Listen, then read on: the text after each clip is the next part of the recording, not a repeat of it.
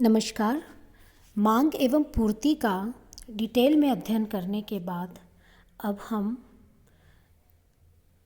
इन दोनों के द्वारा बाजार संतुलन का अध्ययन करेंगे।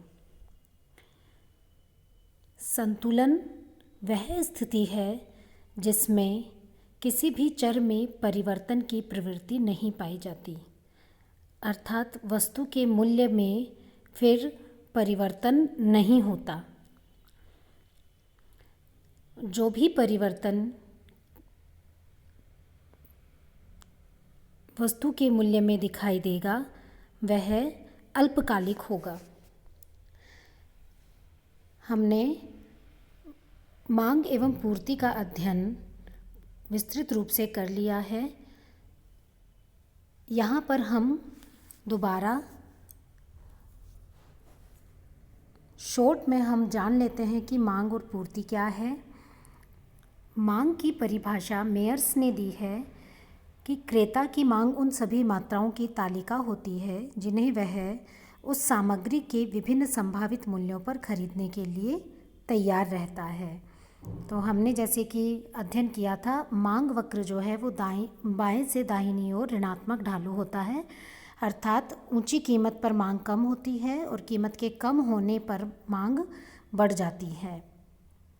पूर्ति बेनहम के अनुसार पूर्ति का आशय वस्तु की उस निश्चित मात्रा से है जिसे प्रति इकाई के मूल्य पर किसी निश्चित समय में बेचने के लिए विक्रेता द्वारा प्रस्तुत किया जाता है, अर्थात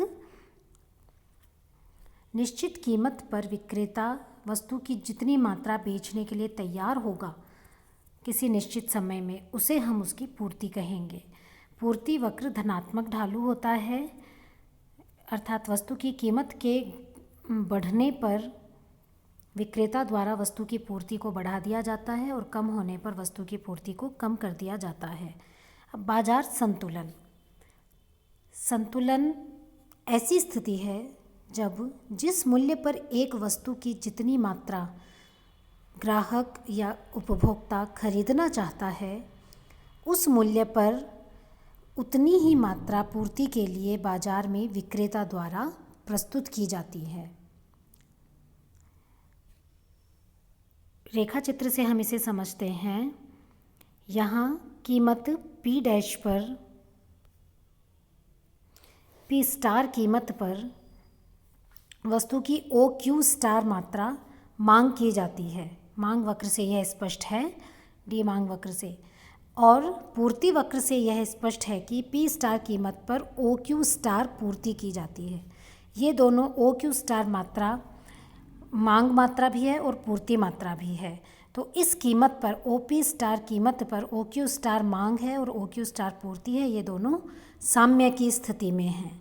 तो यह जो OP स्टार कीमत है यह संतुलन कीमत कही जाएगी और OQ स्टार जो मात्रा है वह संतुलन मात्रा कही जाएगी।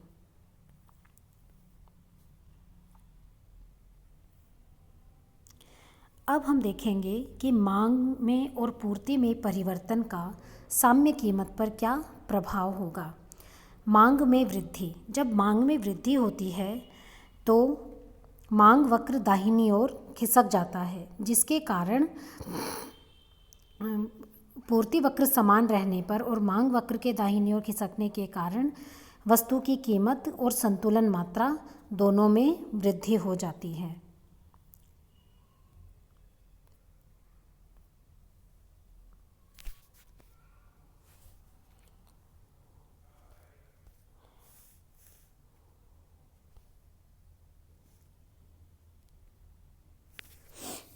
संतुलन में तो मांग एवं पूर्ति मात्रा समान होती है, लेकिन जब मांग बढ़ती है तो मांग की मात्रा पूर्ति से अधिक हो गई। पूर्ति की मात्रा उतनी ही रहती है लेकिन मांग की मात्रा बढ़ गई। ऐसा होने पर बढ़ी हुई मांग की उतनी ही वस्तुओं से पूर्ति करने पर वस्तुओं का मूल्य बढ़ा दिया जाता है। अतः मांग के बढ़ने से वस्तु का मूल्य P1 से P2 पर आएगा और वस्तु की मांग एवं पूर्ति की मात्रा Q1 से Q2 पर आ जाती है।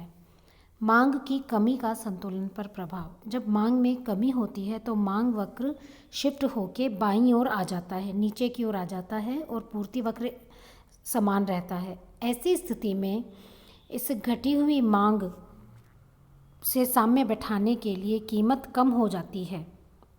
कीमत कम होके P1 पर आ गई और संतुलन मात्रा, मांग और पूर्ति की जो संतुलन मात्रा है अब वो कम होके Q1 पर आ जाती है। अब पूर्ति में वृद्धि का संतुलन पर प्रभाव। पूर्ति में वृद्धि होने से मांग वक्र वही रहता है और पूर्ति वक्र की दाहिनी ओर खिसककर S2 पर आ जाता है। पूर्ति में वृद्धि हो गई और मांग उतनी ही रहने से कीमत में कमी हो जाएगी और कीमत कम होके P1 पर आ जाएगी और संतुलन मात्रा Q1 पर आ जाएगी। इसी तरह पूर्ति में कमी का प्रभाव यह होगा, मांग उतनी ही है और पूर्ति कम हो गई, किसी भी वस्तु की पूर्ति शॉर्ट हो गई और मांग उतनी ही है, तो इसका प्रभाव यह होगा कि कीमत जो है वो P1 से बढ़कर P2 हो जाएगी और संतुलन मात्रा जो बाजार में प्रस्तुत है वह Q2 पर आ जाएगी, Q1 से घटकर Q2 हो जाएगी। तो मांग एवं पूर्ति में परिवर्तन का बाजार संतुलन पर हमने इस प्रकार प्रभाव देखा है।